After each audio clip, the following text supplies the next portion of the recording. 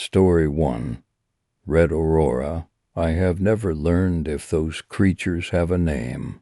It has always been just I first learned of them when I was very young and lived in a warmer place that now I can barely remember. From what I can recall, it was because of them that we had to move, though I didn't even see one until much later. My parents took me to live in the mountains. It will be safer, they said, and for a long time we made our new home in the woods, high up the slope. Firewood was plentiful, and my father was a hunter, so we had for pelts and never lacked for food or warmth. My mother was a painter, and I guess I took after her.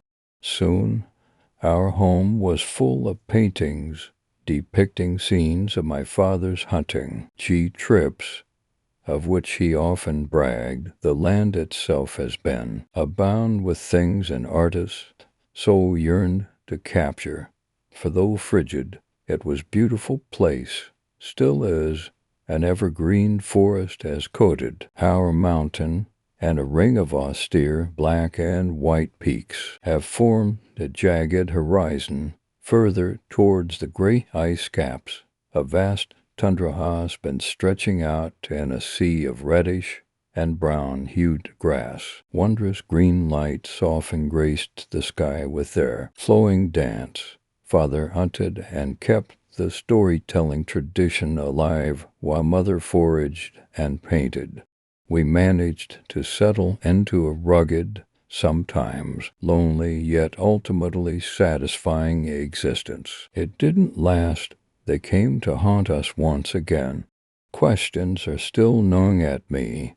Did they come after us? Were they somehow drawn to us, or was it just by chance we learned of their arrival? When my father didn't return from one of his outings, my mother went looking for him, and as she came back, she breathlessly told me that as he spotted them prowling amongst the trees, I never saw my father again.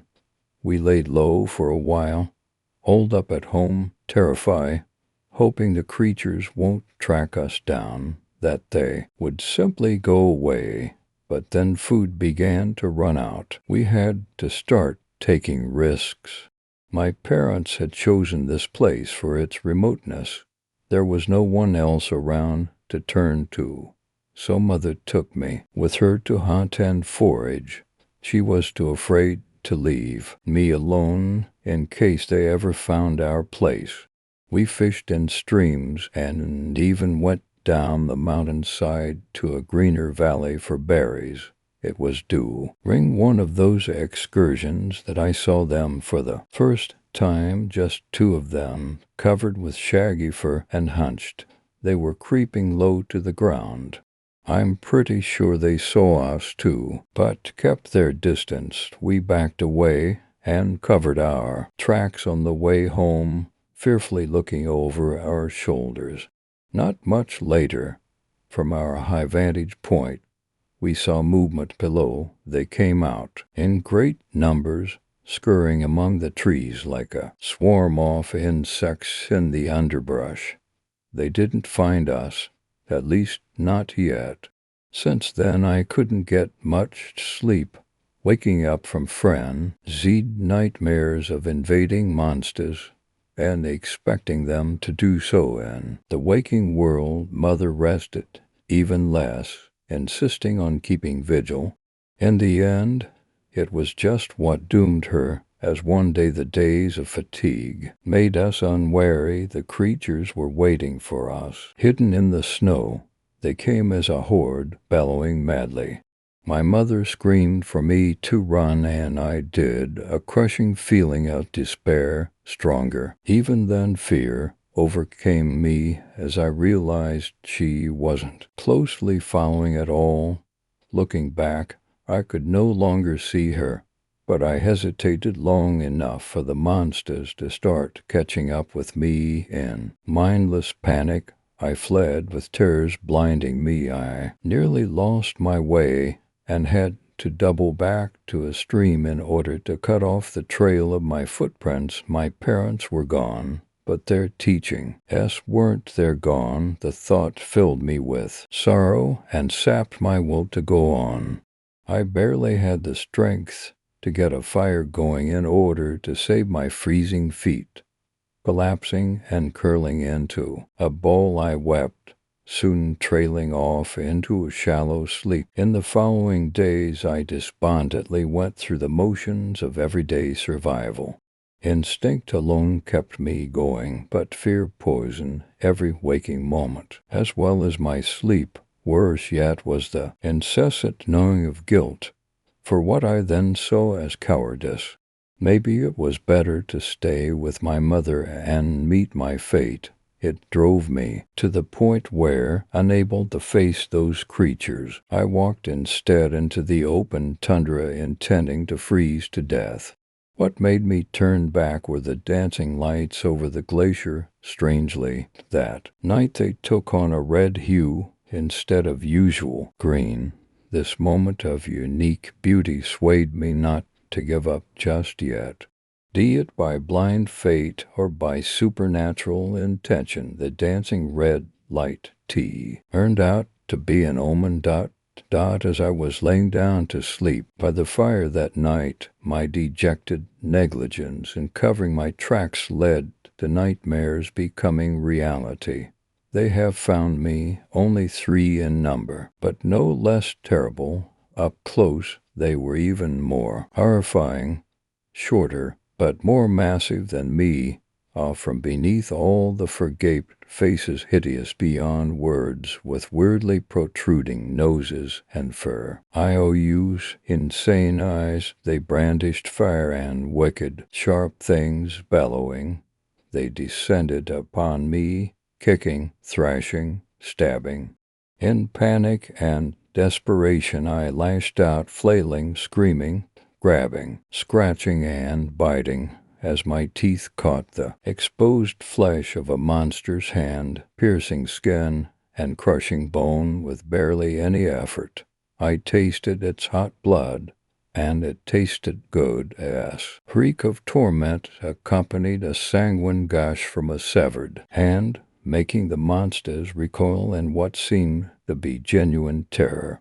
Having no time to feel puzzled, I acted on pure instinct and pounced another creature, ramming my claws into its eye sockets. With a short yelp at what limp, the last one ran for its life. Again, my instinct took over, where addled mind gave way as I followed the creature outside. It panted, stumbling, tripping and running into things after it dropped its fire. Dumbfounded, I realized that, unlike me, the thing cannot see in the dark. It was all too easy to tear its throat open as I slowly went back. The handless one was in its death throes, having bled out. In the light of the fire I gazed at my own blooded hands. The black blood from my wounds was barely there, while glistening red of theirs contrasted distinctly with my snow-white skin. In a fit of bizarre inspiration I approached one of the paintings that was adorning the walls of my home cave, a depiction of this very mountain, flowing smudges of green that represented the lights on the sky. I painted over with the red of blood and the fire's flickering light. The painting seemed to dance almost like the real thing. I knew well enough that blood will turn brown over time, but for now it was beauty to my eyes. With curiosity now in place of terror, I shed over the dead monster. Its fur turned out to be no more than a coat of animal pelts, obscuring its real bulk. As I unwrapped it, I saw a feeble thing of blubbery flesh, soft muscle, and pinkish skin. I dreaded a frail, half-blind creature, and upon learning this, my fear was gone. So remember this tale, children, as we go into the night, when alone and in the dark they are prey, and then O.D. the hunter Let them huddle and cower behind their wooden walls and tools of iron. The fear is now theirs, and should they stray into our woods again, we will make feast of their flesh and paint of the ear blood story too. The hissed sap hallucination. I was a temporary project director for Bethesda's game development department for a short period of time during the launch of their fourth installment to The Elder Scrolls Saga Oblivion from early 2004 until its release in the spring of 2006. My team and I were responsible for quest, storyboarding, and design, mapping out and detailing each quest, objective, any necessary story component, and, of course, the reward. One quest in particular has had me regret I've ever been a part of that team.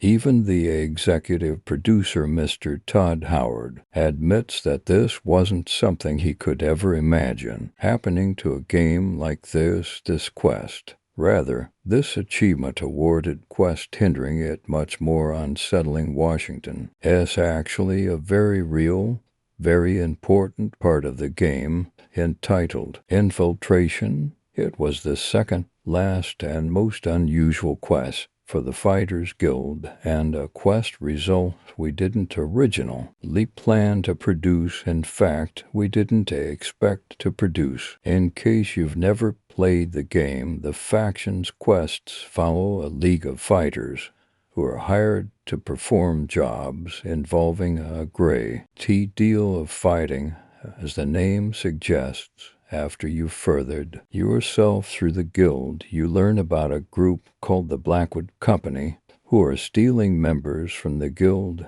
and performing jobs created almost out of thin air. Here's where things start to get bizarre. For the quest, you're told to pose undercover as an interested recruit for the Blackwood Company to learn their secrets. We, as a team, had already agreed that this is how we wanted the quest to begin, but it's been a recurring nightmare for us from what follows. Once you become a member, you're tasked with your first assignment of eliminating a few goblins from a town just north of the city of Leoween. We sat in the boardroom for an hour, rallying ideas, until one of us suggested that we had a hallucinogenic substance for the sole purpose of the quest, loosely named hissed sap. For the quest, you are given it as a gift to drink for your first mission, unknowingly ingesting the rare hallucinogen. Before you know it, you're in the village and tasked with killing the goblins. Now, I don't know why exactly we decided to go this direction, why we wanted to create such an abnormal, unsettling mission, but that was the way we all strangely wanted, almost as an overwhelming temptation. But here's the thing. The end of this mission is where things started to fall apart. During testing sessions, to end the mission, you go back to the village after awakening from the hallucinogen, only to discover, to your horror, that the goblins you imagined yourself slaying were not goblins at all, but animals and people. But what was meant to only be a row of dead bodies to the player turned into something nightmarish. We first heard about the discovery one evening, when an emergency meeting was called into the studio to review what the game developers found, myself included. We were greeted by a disturbed group of pale-skinned developers and animators who briefed us quickly on the subject matter. Trembling, one of the animators, the one specifically testing the quest, tried to explain what he saw, and what's worse, what he heard. I will tell you what happened, but try to understand that this was no rendering error, no glitch or flaw in the game's coding or any other factor we tried to establish. Everything checked out, What I witnessed there in the studio that day, I will never forget. The animator sat at his station, claiming to have recorded the incident to recall his work in case of accidental deletion. He maneuvered the video to the exact point in the recording, and once he hit play, the entire room fell silent. At first, it was nothing out of the ordinary. It was exactly how the mission progressed into when you visit the villa a second time, only this time the quality seemed to be grainy and unsaturated, like an old movie. As the character walks a bit further towards the settlements, you saw a man standing in between two homes facing the opposite direction. As the character moved closer, the man began to distort. After 20 seconds of footage, the game appears to lag to the point of a still frame of the man with his face still facing forward. The animator assured us that this is exactly what happened to him, and his video did not stall. After about 7 seconds, the frame rate began to pick up again, only this time the man began to turn around. This face looked as though it was pieced together from several different face models, but grotesquely disproportioned as a mess of random, horrifying placements. At this point, there was no sound in the game, just a faint buzz and a crackle of the grain. The character moved around, but the face followed, and only the face, the rest of his body, still distorted, and now bloody as if to suggest he was a victim, remained grounded and still. Suddenly, after a minute or so, the character's view shifts hard to the left, and on cue the animator points out something enormously disturbing. Children who were among the dead were suspended in the air, staring blankly in the face of the character, slowly being glitched backward as they remain perfectly still. The character moves closer, and the children keep watching, their legs dangling lifelessly.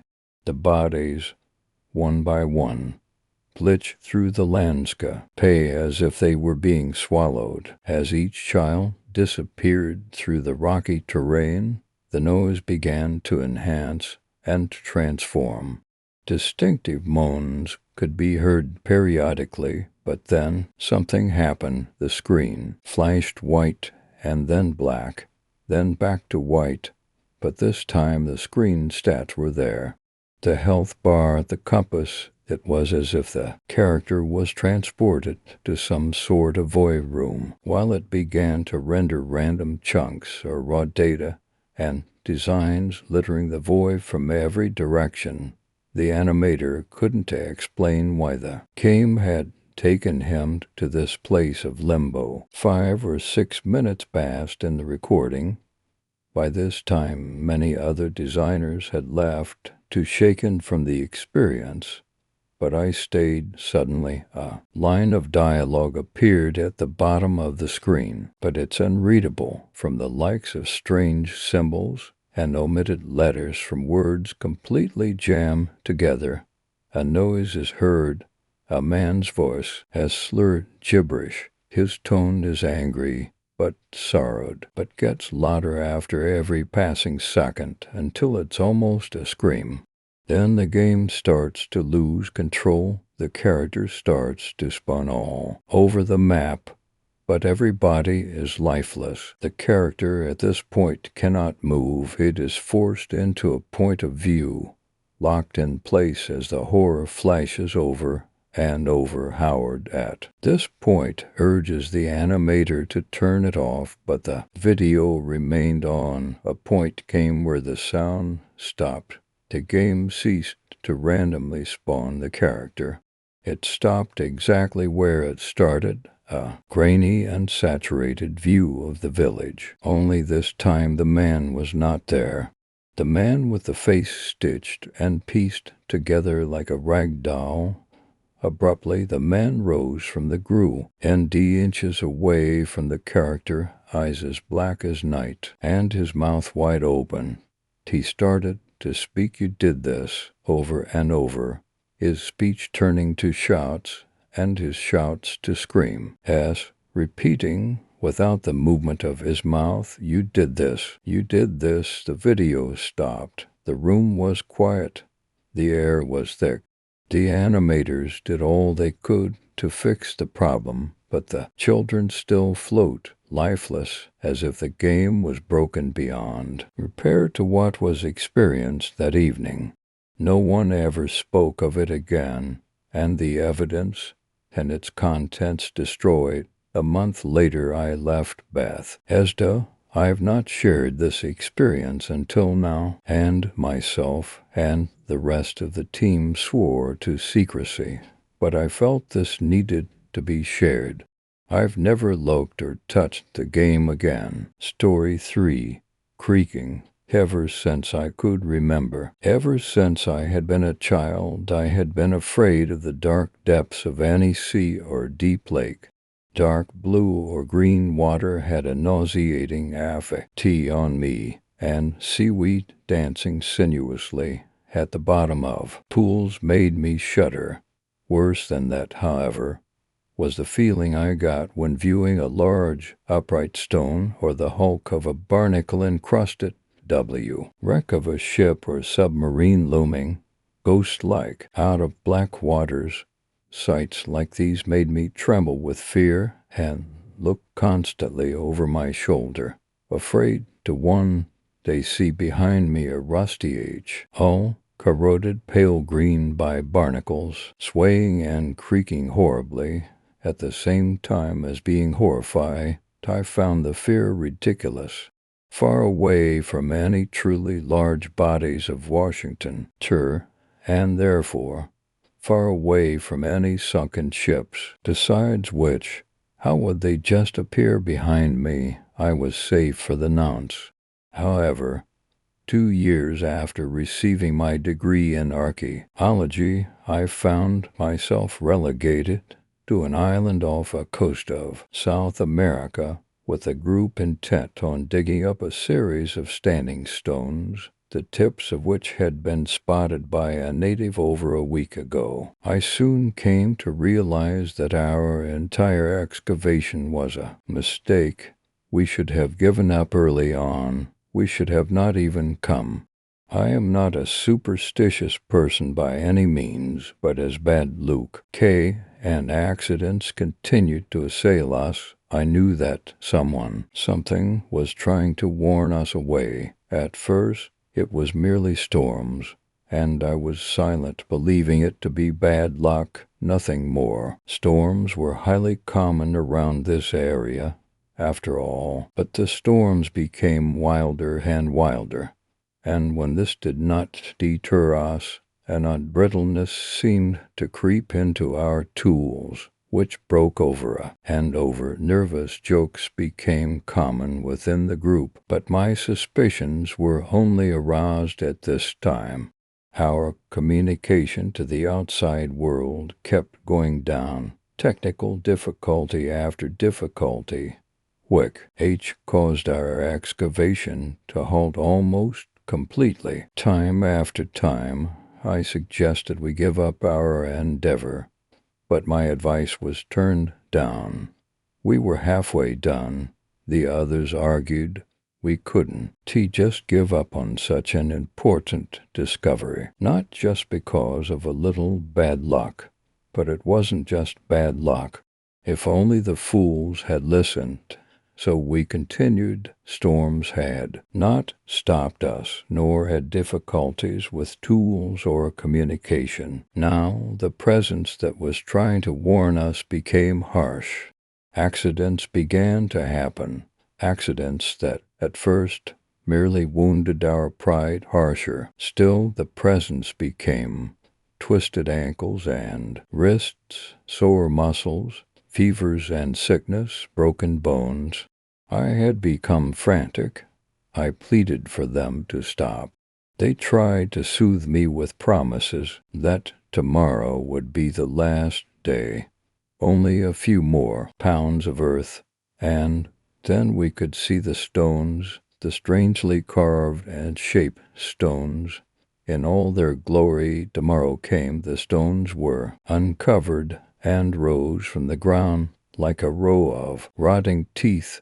They had an odd, pale green tint to them, an odd tint that makes me shudder to remember it now. We thought it was some kind of vegetable matter, but when one from our group tried brushing it off, he found that the residue on the brush was curiously like rust.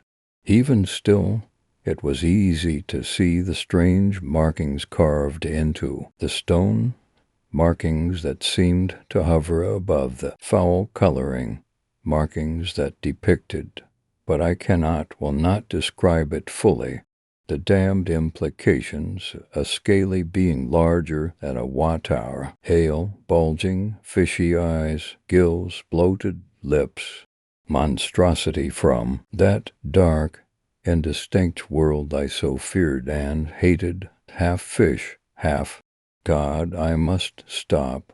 I am already half mad, a figment of imagination from a long dead culture. After realizing that this was all it could be, the group breathed easier. Silly to be so fearful of an obviously fake being, created by a people who were merely thankful to the bound tie of the ocean, that deep, dark, hateful ocean. The day passed quickly, no accidents, no bad luck, no difficulties.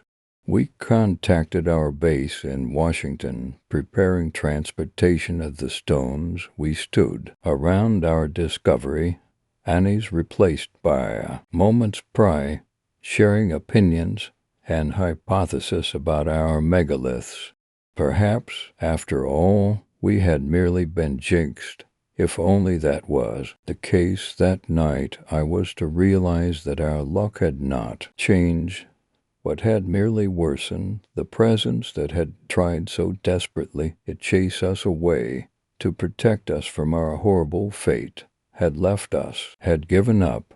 Such is the folly of man and his greed for knowledge of dark, unknown things, things that mankind should not awaken, things mankind has no earthly right to know about, lest madness wrap around us and drag us screaming into the black abyss of Sheol. That night my peaceful sleep was interrupted by a nose that haunts me right now as I struggle to keep quiet, to not scream and alert it to my hiding place. A nose that has, however, strengthened. I resolve to end everything after my tale is told.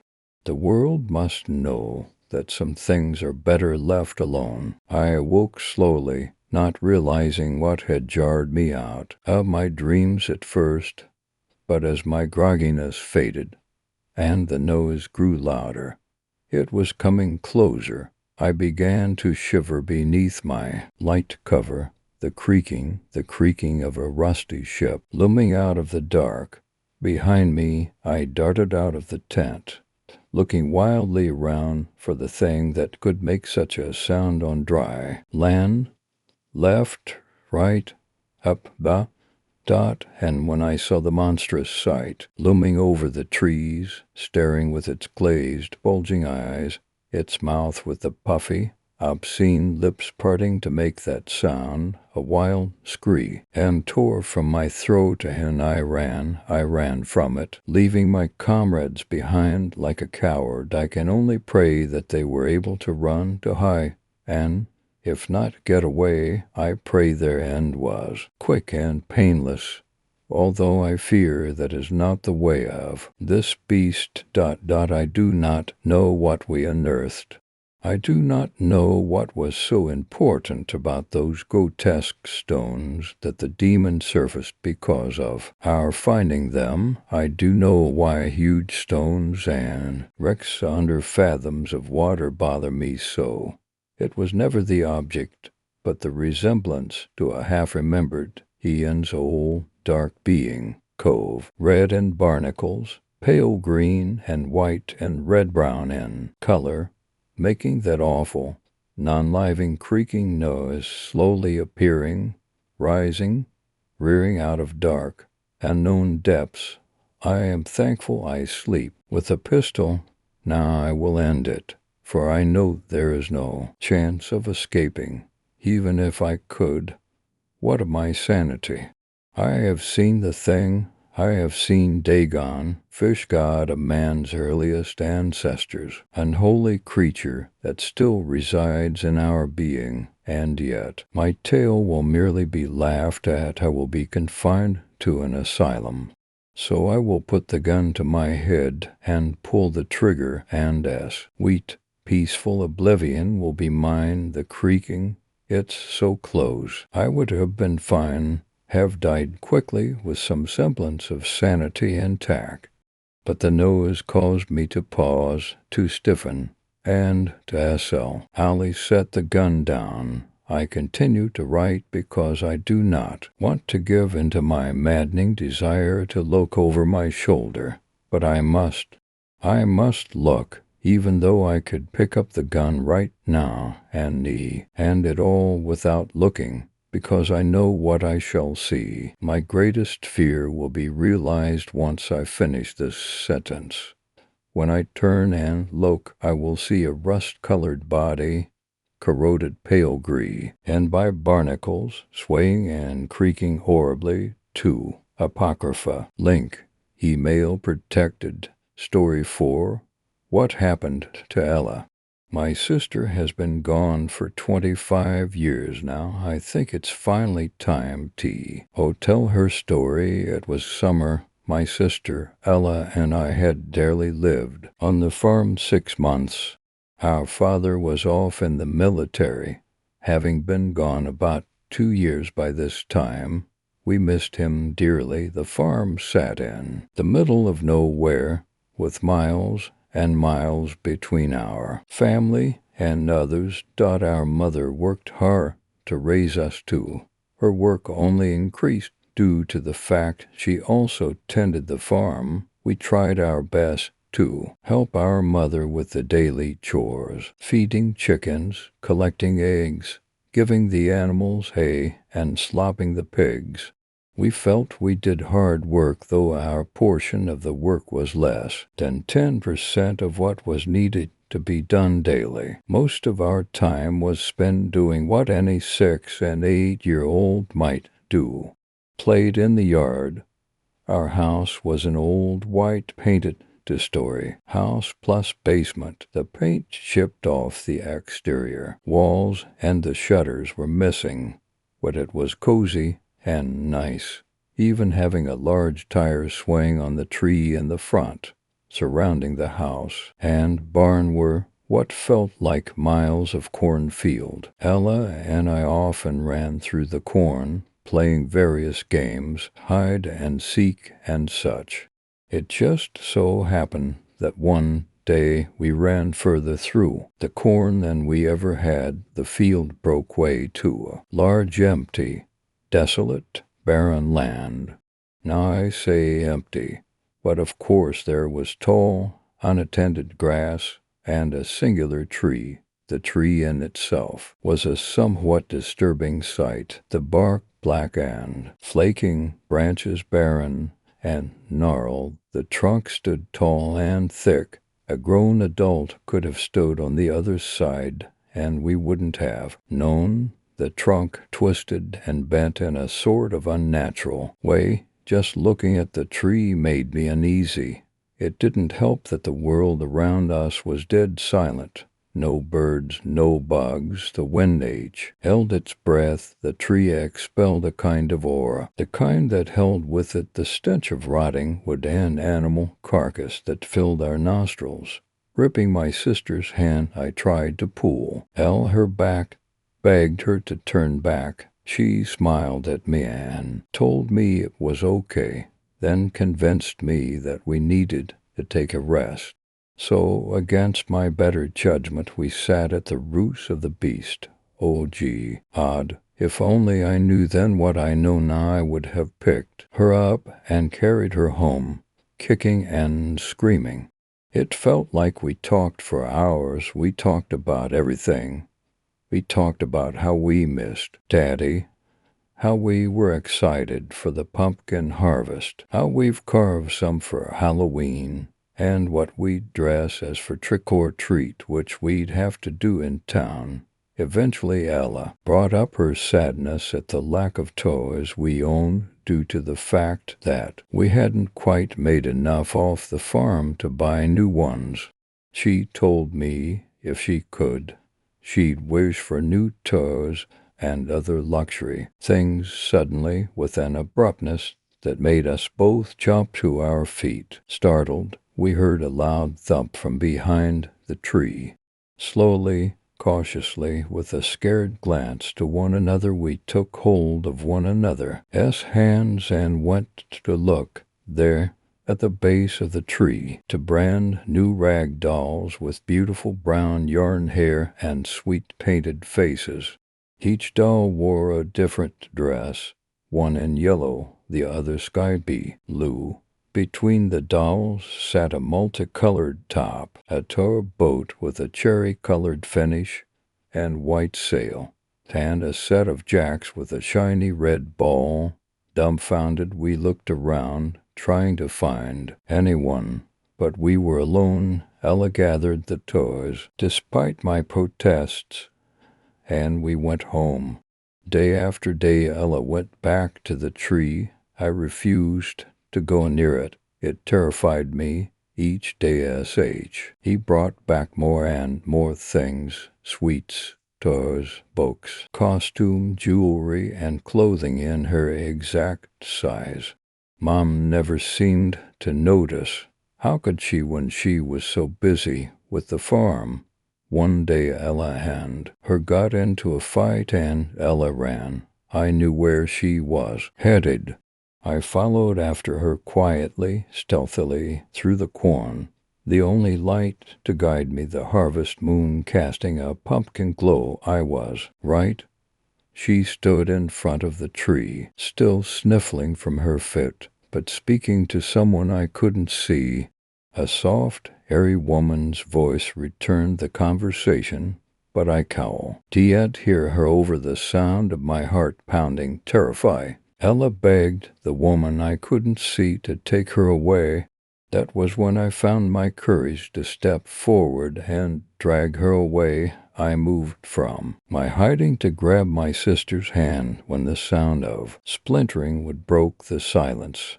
The massive, gnarled trunk split open, and what emerged from its depths I will never forget. Frozen, stuck to the spot in sheer terror, I stared at it, or rather her, as she emerged. The head rocked side to side to allow the horns of a bovine skull that served as her head. Through the trunk's gap, tangled thin hair fell around the eyeless sockets and draped over bony shoulders and horns. The hands that pulled her from her resting place, more claw than hand, her feet clawed at will. She wore no cloth, but that only served to increase the grotesqueness of the woman. Loose skin hung off a skeletal frame, lower stomach pudgy. Her breasts sagged with age, and having once been full, her skin the color of milk gone sour, dirtied with earth and rotten in places, still coated in dry blood. She gave the image of an old woman who has lost all weight, but not skin, only keeping a new GH to gather at her lower stomach. Despite my terror, Ella seemed unfazed by this woman, no creature now reaching out for it. I jerked her back, but the thing grabbed her other hand. It was a tug of war that seemed to last ages. But with all my fear, my hands were slick with sweat and Ella's hand came loose.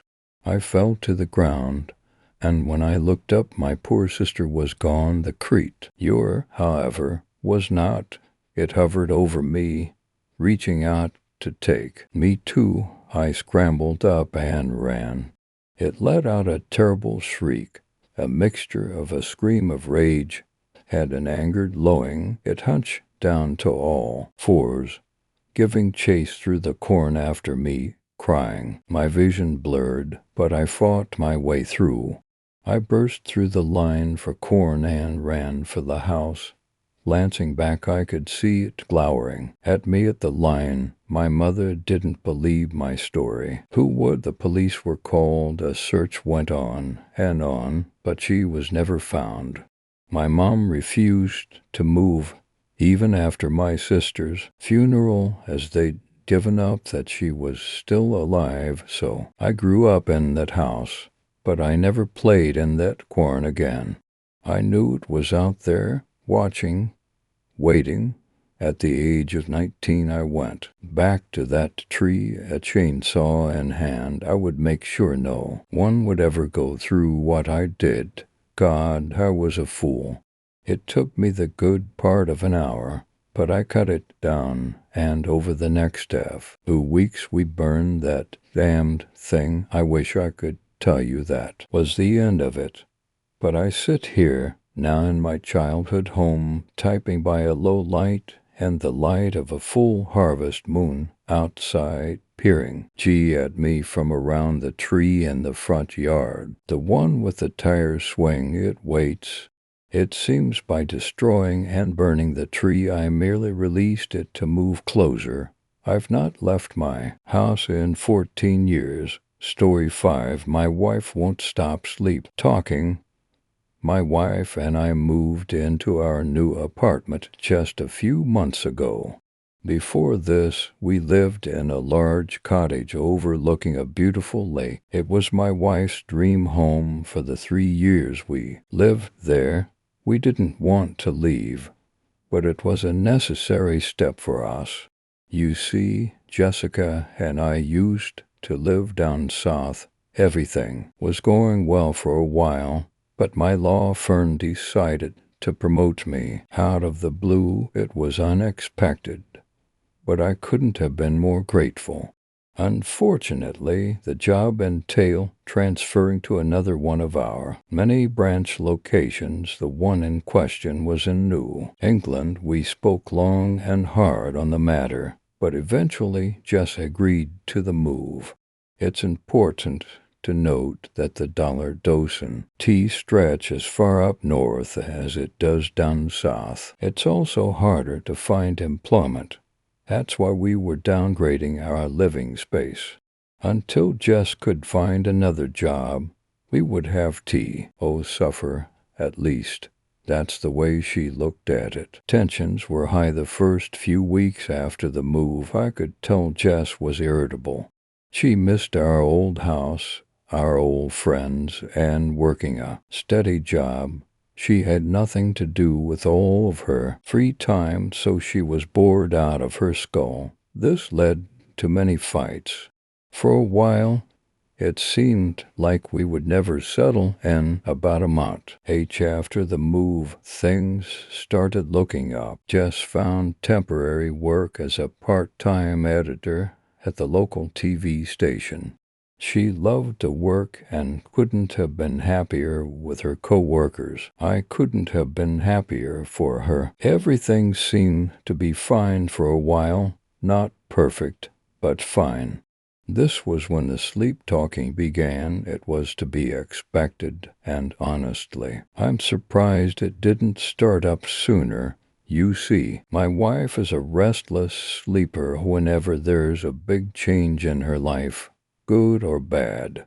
It happened when we got married, when we moved in, our first home, and when she had the miscarriage. I'll touch more on that later. Jess knows she sleep talks because I used to bring it up from time to time. I would laugh each morning, recalling the weird things she said the night before. This always made her uncomfortable. She seemed to be embarrassed by it. That's why, after her first night of sleep-talking in our new apartment, I didn't say anything. The sleep-talking went on for a couple of weeks. It was at this time that Jess' temp job at the TV station came to an end. Without a job to keep her mind off of things, her nightly outbursts became much worse. She began screaming at odd times during the night, in which I would be forced to calm her down. One night her screams turned into tears. As she was crying, she said someth, I'll never forget, I wish you were dead. I knew my wife was asleep, but as I sat there by her side, calming her the best I could, I felt the need to press the matter. You wish you were dead, hun? To my surprise, she responded, you. This caught me off guard. It's a strange thing to want your husband dead, and even stranger, while you're asleep. W.H. Why, I asked, you're ruining my life. Those four words cut deep. Whether they were meant or merely the product of a tired mind, they were the kind of words that demanded self-reflection. I wondered for a moment if I truly was ruining her life, or at least if I were to blame for her night terrors. My wife remained silent for the rest of the night. I know this because I stayed up. Contemplation and worrying kept me from a good night's rest. I didn't believe for a second that my wife really wanted me dead, but her late-night antics were certainly a cause for concern. Between the screaming episodes and morbid dialogue, this was the worst her condition had ever been. The next morning, I came pretty damn close to telling her about what had happened, but I kept thinking about how she'd eeked and what she'd say. It was too much. I didn't want to burden her any more than I already had, especially after she just been laid off. I also didn't want to have another fight. In light of this, I kept my mouth shut the following night. The screams were gone. This was a comfort, but a fleeting one. Out of the blue, just as I was about to shut my eyes and call it a night, the sleep-talking commenced once again. Sometimes I think about how I'd do it. I chalked this statement up to pure, dream-induced nonsense, but then she continued, while you asleep in bed, I'll get up and go to the kitchen. I didn't know what she was talking about, but as she kept speaking, it dawned on me. There were some moments of inaudible gibberish, but from the bits and pieces that were fluent, I could paint a pretty good picture of what she was describing. Reach into, grab knife over and over again. Blood oozing off the bed, can't you in my life anymore.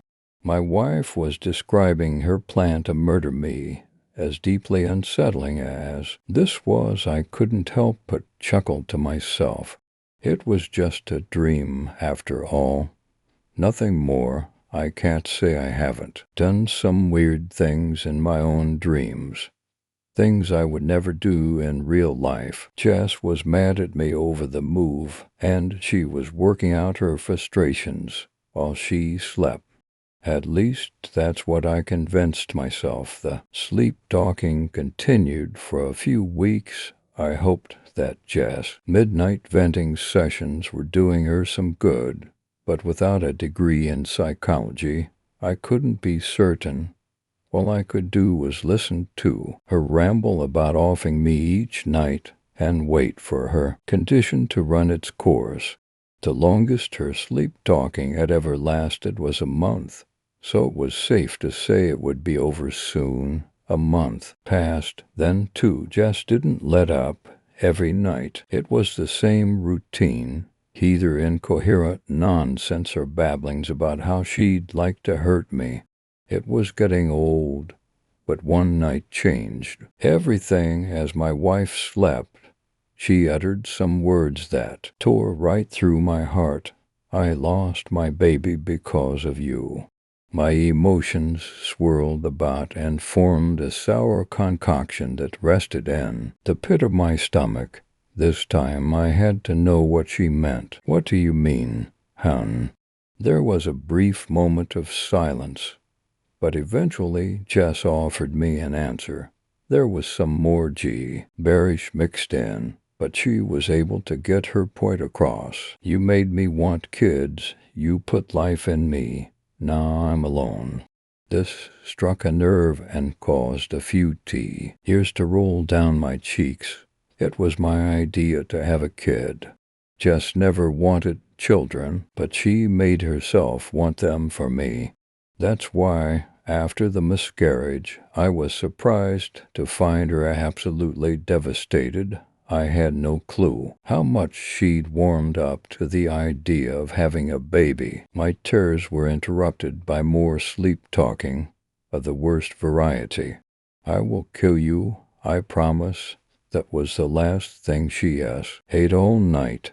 It's been roughly a week since my wife made that promise. As disturbing as that threat was, I could have easily brushed it off with the rest, assuming it was the product of stress, and was nothing for me to worry about. And fortunately, I can't stop worrying about it.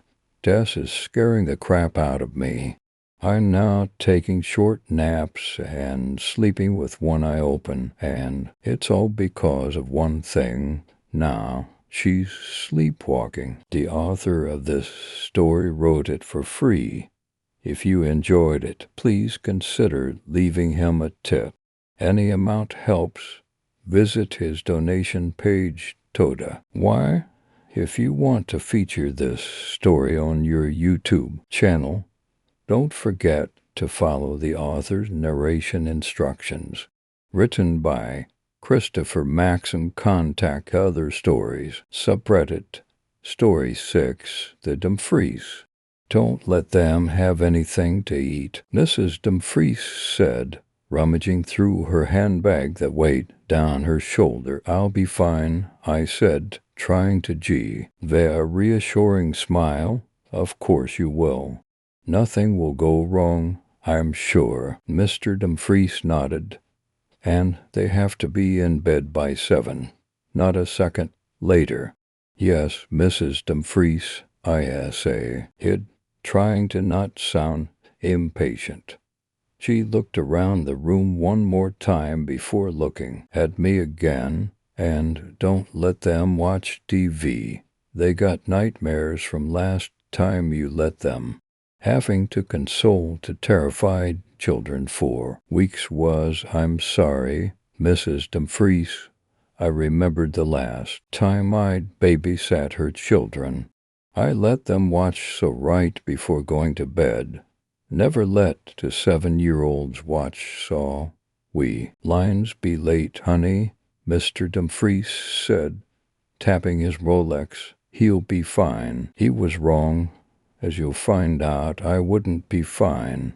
I was 15, and Mr. and Mrs. Dumfries had asked me to look after their 2 kids whilst they went out for the night after the last time debacle.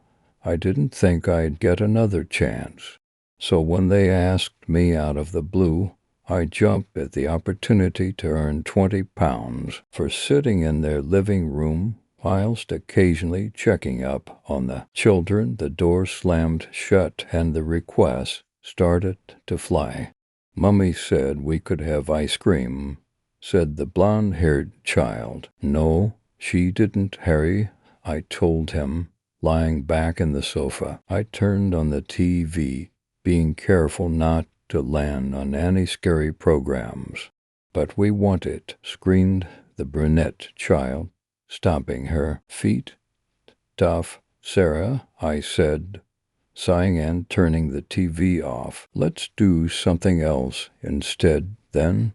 The house in which the Dumfries lived was from the late 19th century and was very large. The kids liked to play hide-and-seek, but the house's endless labyrinth of corridors and its nooks and crannies meant it was almost impossible for me to find them. That night, we decided to play 1920. "Ready or not, here I come," my voice boomed. Looking around, I was greeted by absolute stillness. It was just dark outside, and the only lights on in the house were the ones in room I was. And as I walked into the next room, I felt something brush past me. "Gotcha!" I screamed, turning round to see what had touched me. Nothing. I paused for a moment. I blamed it on a doctor, aught from the old, rickety front door, and continued deeper into the house. The shrill, terrified cry of Sarah startled me. "Help!" she bawled. I started to run towards her voice, the old floorboards creaking below my feet. "Sarah, where are you?" I shouted, opening the door to a cupboard. In it, Sarah was standing on her tiptoes, her hands covering her eyes. "What is it?" I asked, trying to see the source of her horror. She pointed to a large black dot on the floor. "A spider?" "Seriously, Sarah, its teeth are humongous." I remember laughing, and with one quick movement I crushed the spider under my shoe. "There, no," she said as she began to cry again. "That's a bad omen." Harry walked into the cupboard, jumping up and down triumphantly. I win, that's enough of that game," I said, turning the cupboard light off and rubbing his hair. "No, let's play again." "No," I said adamantly, "you can't win with children," so we played again. This time Sarah was the seeker. I decided to hide in a small wardrobe in the spare bedroom upstairs. I shut the door behind me, and I was plunged into darkness. I sat down on the cramped floor and took out my phone. No battery. Great, I stood back up to find somewhere else to hide, perhaps with a little light. I pushed on the door, only to find it didn't budge. I pushed again, fumbling in the blackness for a handle of some sort. Should, I thought. "Harry, Sarah, could you come here, please?" I called out, knocking on the wood. Nothing. "Hello, yes." A quiet voice replied. "Harry, open the door." I knocked once again. This time, something knocked back. "Harry, this isn't funny. Open the fucking door." I was pushing hard against the wood now. I asked, "Swear to God, I'll kill you, Harry, once I get out. Let me out." I could hear cackling now. A deep, throaty chuckle resonated around the room. The door to the room opened. I stopped tapping on the wardrobe now, and instead I had covered my face with my hands and scrunched my eyes up tightly, blocking out what little light was seeping into the cupboard. The cupboard door opened, and a cold hand touched my arm. "Brad?" Harry asked, tapping me. I opened my eyes, shaking like a madman, to the sight of Harry standing over me. His face was a mixture of perplexed amusement. "Are you okay?" he said, a smile creeping over his lips. "Yeah, did I what?" "Sarah found me." "No, Where's Sarah?" Harry shrugged and hoted out of the room happily. I slowly got up out of the cupboard, taking one last look around the room. Later that night, after the children were asleep, the phone rang. "Hello," I said, putting the phone to my ear. "Hi, kids," replied a throaty voice. "Excuse me," I said, with a small catch in my throat. "Look out the window." I dropped the phone, not daring to look out the window. Instead, I went into the corner and curled up into a ball. I don't know what I thought was there. I felt a presence, and a stream of cold air hit me as the front door burst open. I was crying at this point, bracing myself for something to grab or hurt me. "Leave me alone," I screamed, tears streaming down my face. Instead of the icy grip of a murderer or whatever I thought was there was laughing. "You stupid prat," sniggered a voice. "Mrs. Dumfries, what are you?" 5. "I can't believe you fell for it," said Mr. Dumfries, his face red from amusement. I couldn't believe it. The Dumfries had done everything. That's what you get for showing our kids horror movies, Brad, smiled Mr. Dumfries. Karma. You? I couldn't spit out the words. I fell for everything they did. I believed I was going to die. How could you? It's called payback. Brad, our children were in pieces for months. Harry wet the bed every single fucking night.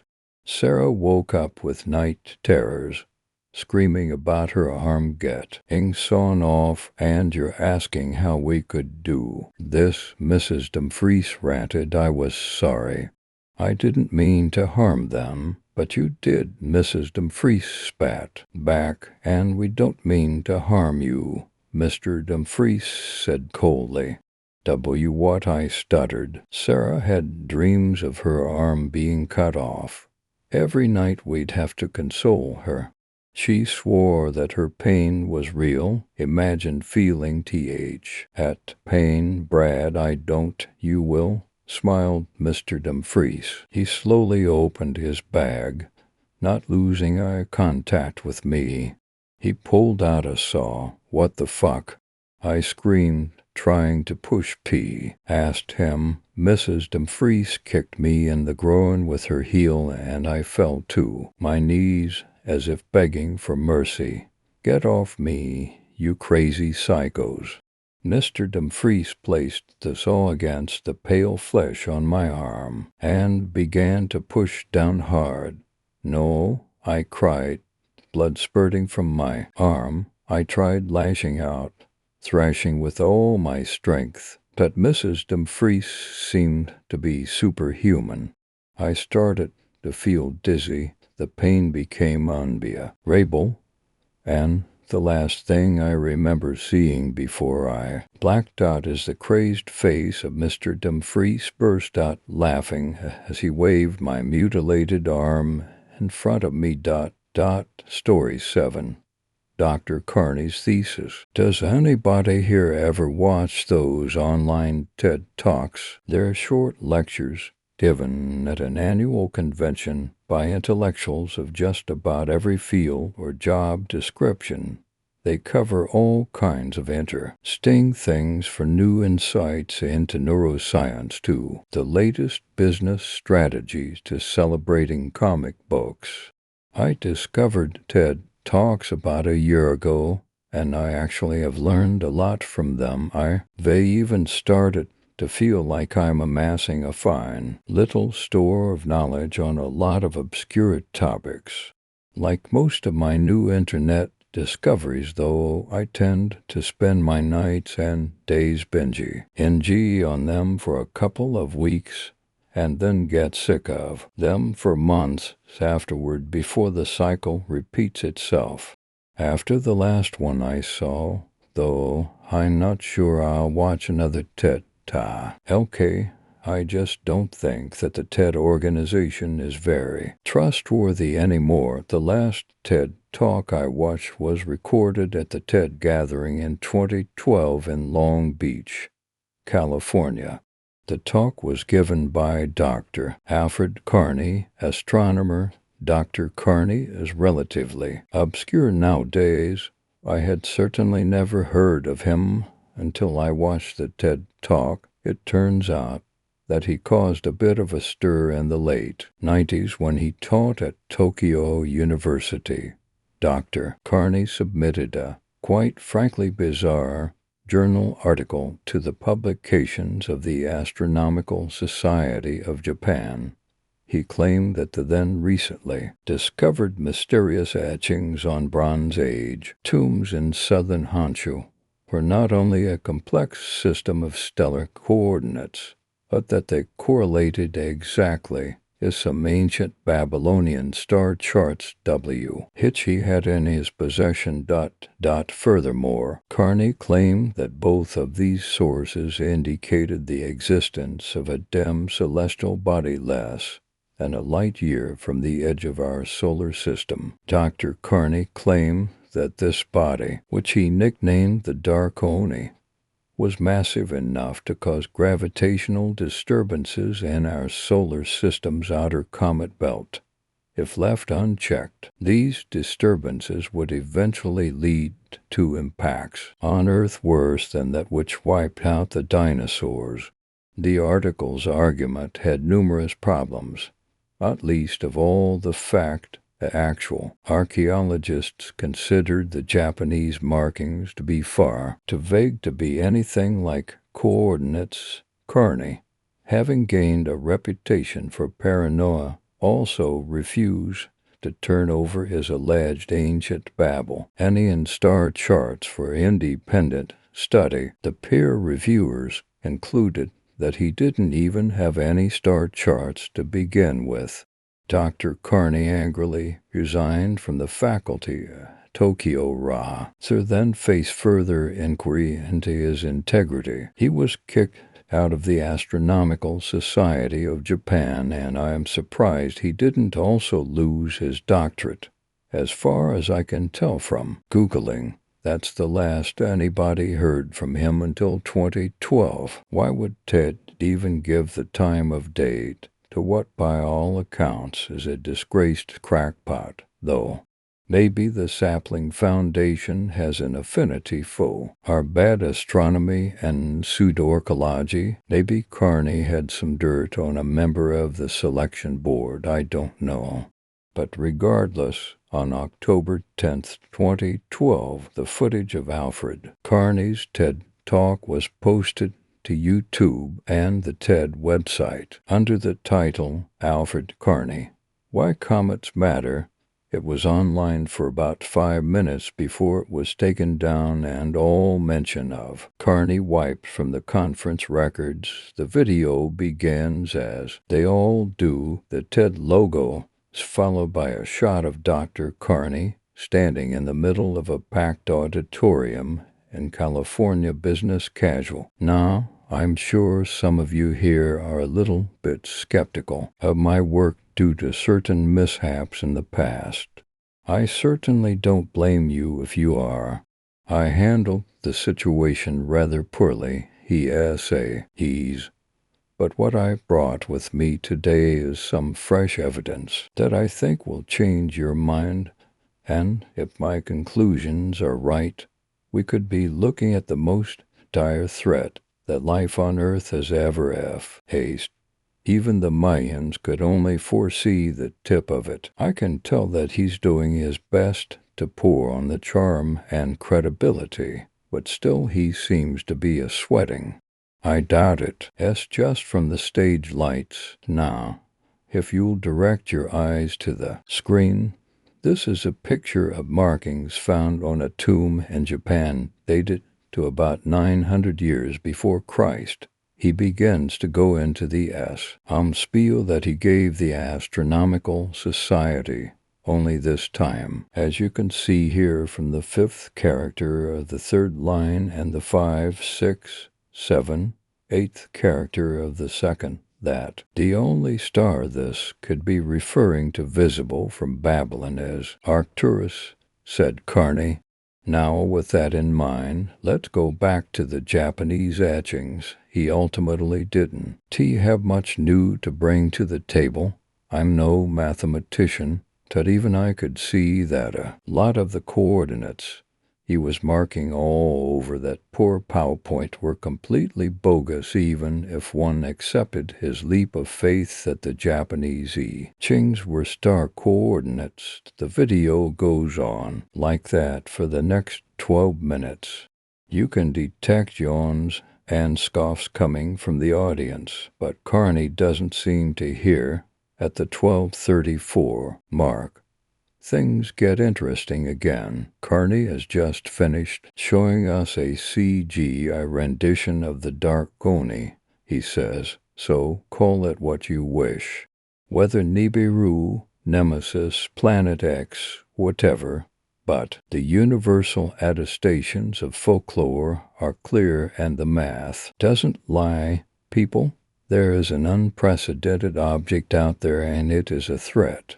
We still have time, though the errant comets this thing is going to send out are still years, maybe even decades, away from us, but we need that time to mount an offensive. The darkest imaginings of science fiction will become our grim reality if we don't launch a program to stop this thing. Carney then clicks to an image of Japanese Dogger figurines, the aliens that the ancient inhabitants of Japan and of Babylon were in contact with gave us he can't chance because they saw our boundless potential at this point. Some poor beleaguered producer with a clipboard jumps on stage and goes into damage control mode. We're so Ori, ladies and gentlemen, there seems to be some mistake. Dr. Carney had misrepresented to us the content of his presentation. We will be moving along shortly. Carney's mic is cut, but you can still hear him yell fascist and other epithets at the producer. He's now read as a stop sign and gets literally dragged kicking and screaming from the stage by 3 security guards. Like I said, the video vanished from the web after 5 minutes, and all references to Carney even being at the 2012 TED conference seem to have also been scrubbed. I was able to rip a copy of the video once my spider sense told me it would get censored, but I am sitting on it until I see someone else post a rip without their website disappearing in the night. Dr. Carney hasn't shown up anywhere on He web since that day either. A friend of mine that I discussed this with speculates that they sent the IRS to audit the poor sap off the face of the earth, but he's a little bit of a conspiracy nut. No other astronomer has come forth to confirm or deny the existence of Carney's dark oni. My rational side tells me that the whole thing is pseudoscience, hooey. Still, in the middle of the night as I look up at the stars, the aged Mulder and me can't help but wonder, what if the